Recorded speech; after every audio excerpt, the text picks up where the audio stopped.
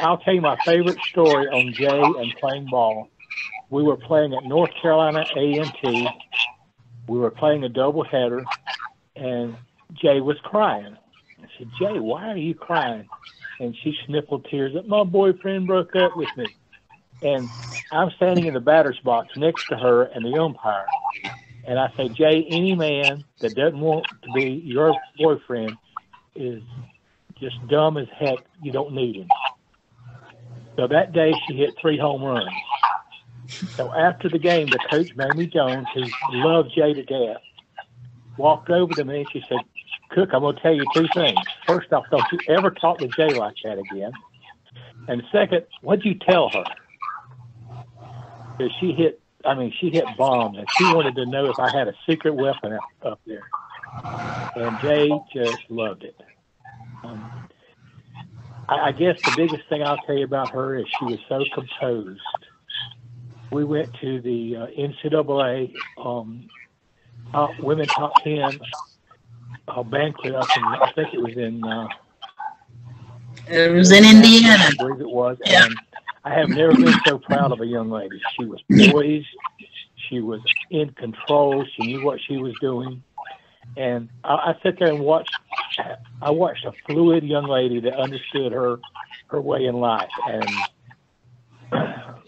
she was invited back to Winthrop to speak at convocation.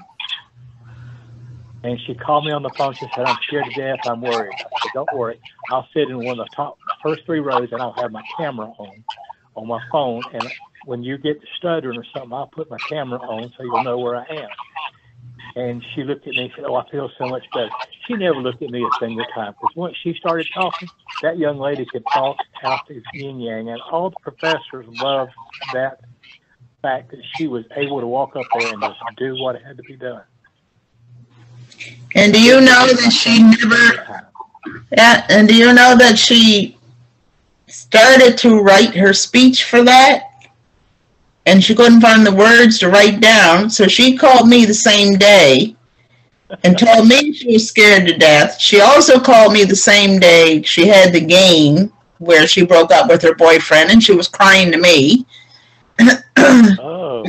But the day she went to speak at Winthrop, she said that she started to write something down, and she said, I just couldn't put it into words. She said, I didn't have enough time to really put it together. So I said, you'll be fine, Janiva. I said, once you stand up there and you speak from the heart, it'll just flow out. So she called me after she was done, and she said that was exactly what she did. She got up and she spoke from the heart. And she said, Mom, I had a standing ovation.